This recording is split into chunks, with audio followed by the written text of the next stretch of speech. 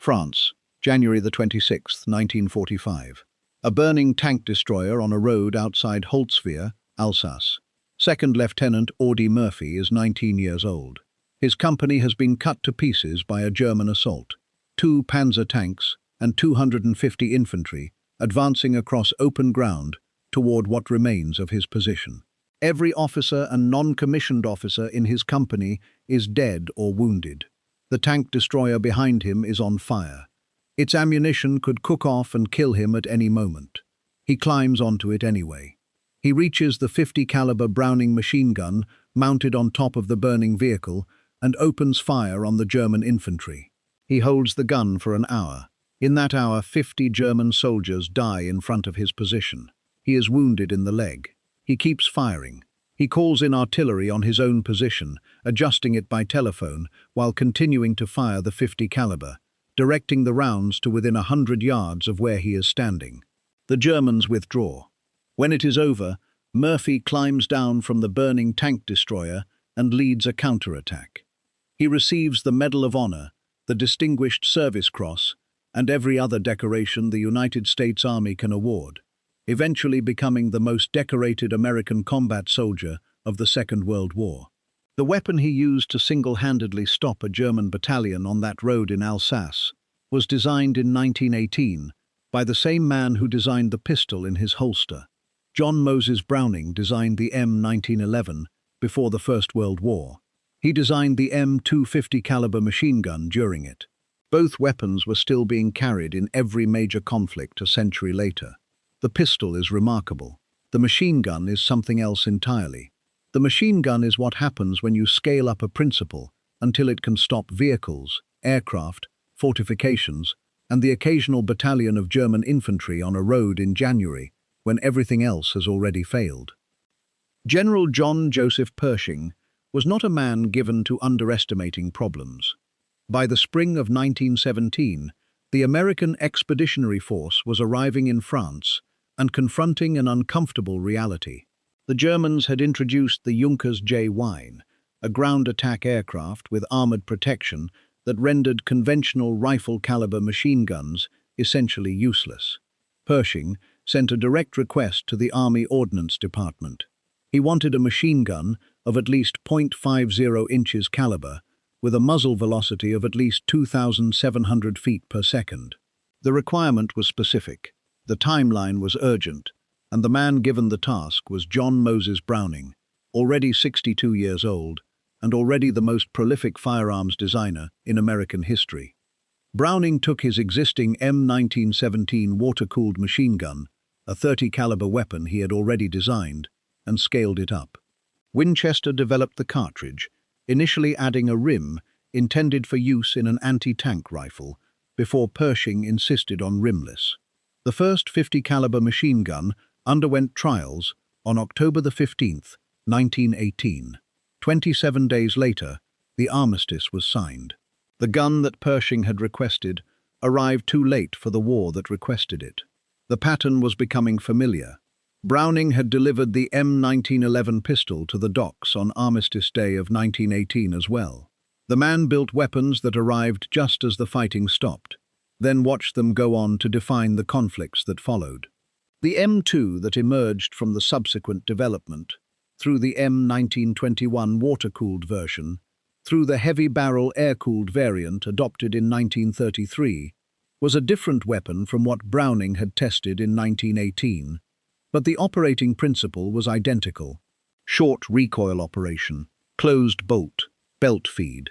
The .50 caliber BMG cartridge that Winchester had developed pushed a 710 grain bullet at 2,900 feet per second, generating roughly 13,000 foot-pounds of muzzle energy. For comparison, the standard .30 caliber rifle round generated approximately 2,600 foot-pounds. The M2 hit with 5 times the energy. That number is the whole story. 5 times the energy of a standard rifle round, delivered at rates of 450 to 850 rounds per minute, depending on variant, from a weapon that could be mounted on an aircraft wing, a vehicle pintle, a ship deck, or a fixed ground position, switching between roles without modification to the receiver. The same gun, every role. The Second World War proved this flexibility in ways that no procurement committee could have fully anticipated. In the air, the AN/M2 aircraft variant, lighter barrel, higher cyclic rate of 750 to 850 rounds per minute, became the standard armament of American fighter aircraft. The P-40 Warhawk, the P-38 Lightning, the P-47 Thunderbolt, the P-51 Mustang, all of them flew into combat with multiple M2 variants in their wings. The P-47 carried 850 caliber Brownings, 4 in each wing. In a single firing pass of 1 second, those 8 guns put approximately 120 rounds into a target. German and Japanese aircraft, encountering American fighters in the Pacific and European theaters, faced a weight of 50 caliber fire that no airframe of the period was designed to absorb. The M2's round, at combat altitudes and engagement ranges, penetrated the light aluminum construction of contemporary aircraft with the same reliability that it penetrated vehicle armor on the ground. At Pearl Harbor, on December 7, 1941, while the first Japanese aircraft were still over the airfields, sailors retrieved AN/M2 guns from storage on Ford Island and improvised anti-aircraft positions from sandbags and tent canvas. They were firing back within minutes of the attack beginning. One of the most documented accounts from that morning involves messman Third Class Doris Miller of the battleship West Virginia. Miller had no training on the M2. He was a cook. He dragged his mortally wounded captain to safety, then took the controls of an unmanned Browning 50 caliber anti-aircraft gun and opened fire on the attacking Japanese aircraft. He had never been trained on the weapon. He fired it until the order came to abandon ship. He received the Navy Cross, the first African-American sailor to receive the decoration in the Second World War. The citation described his actions as beyond the call of duty. The weapon he used without training, in the middle of an attack he had no warning of, was the M2 Browning. The weapon designed for aircraft was defending against them within its first hour of combat. On the ground, the M2 heavy barrel, mounted on half-tracks and vehicles, provided the firepower that the US Army in Europe described, in a 1945 summary, as one of the most effective weapons we have. Units scavenged M2s from downed aircraft and mounted them on vehicles in configurations that no manual authorized.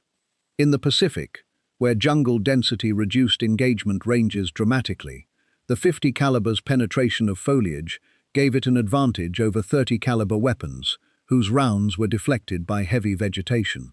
At sea, the M2 served as the primary close-in defense weapon for vessels too small for heavier naval guns. The same receiver, different roles, every theater. Now, before we get into what happened next, if you have made it this far, subscribe. 1 click, no cost, and it keeps this kind of research coming. The Mar-Deuce nickname, the informal name by which the M2 has been known to American and Allied soldiers since the Second World War, came from the M2 designation itself. Mar for machine gun, Deuce for the numeral 2. It is not a name that was given ceremonially. It is the name that soldiers assign to the weapon the way soldiers assign names to things they live with. Abbreviated, familiar, affectionate, in the way that only a tool you genuinely trust receives affection. The men who maintained the M2 understood its one significant operational quirk. The headspace, the distance between the bolt face and the chamber when the bolt is fully closed, had to be set manually when the barrel was changed. Too tight, and the gun would not cycle. Too loose, and the cartridge case could rupture. Setting headspace required a gauge and a trained armorer, and getting it wrong could destroy the weapon or injure the crew. This was the M2's most criticized characteristic throughout its service life. A maintenance requirement that slowed barrel changes in combat and demanded a level of mechanical discipline that not every crew could maintain under fire. It was eventually addressed with the quick-change barrel system developed in later decades. But during the Second World War, headspace was something every M2 crew learned to manage as a matter of survival, because a gun that would not fire was no better than a rock on a burning tank destroyer in Alsace. Audie Murphy managed it. He climbed down from that tank destroyer with the gun still operational. The Germans were gone. Attempts to replace the M2 have been made consistently since the 1950s. The XM 307 25mm advanced crew-served weapon was developed specifically to replace it, incorporating a programmable air-bursting munition capability that the M2 could not match. It was cancelled in 2007 after failing to meet performance and reliability standards. The General Dynamics lightweight 50 caliber machine gun reduced the weapon's weight significantly and offered improved ergonomics. It was not adopted as a replacement.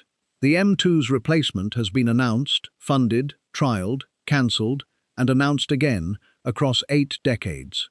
The gun that General Pershing requested in 1917 and John Browning designed in 1918 is still in production. The cartridge it fires has become the standard heavy machine gun round for NATO and most Allied forces worldwide. Over 3 million M2 receivers have been produced across facilities in the United States, Belgium, Canada, and several other countries. More are being made now. On any given day, an M2 machine gun is being fired in anger somewhere on the planet. The design is over 100 years old. The cartridge is over 100 years old. The operating principle has not changed since Browning worked it out in his workshop before the armistice of 1918. Every attempt to replace it has produced something that costs more, is heavier, requires more maintenance, or performs less reliably under the conditions that matter, the mud and cold and mechanical abuse of sustained combat operations, where complexity is not a virtue, and the thing that kept working last time is the thing you want in your hands. In Vietnam, snipers found the 50 caliber round suited for long-range work and modified the M2 with appropriate hardware for precision fire, an application that Pershing, who had wanted an anti-aircraft weapon, and Browning, who had scaled up a 30 caliber design, had never contemplated. The gun kept finding new purposes the way tools of genuine quality always do. Audie Murphy did not climb onto that burning tank destroyer with the most modern weapon available. He climbed onto it with a gun designed by a man who had been dead for 19 years, built on principles established before he was born, firing a cartridge that the Army had been using since before he was old enough to enlist. It worked. It kept working. It is still working. That is the verdict 100 years of continuous service produces, and no procurement committee has yet found a way to argue with it.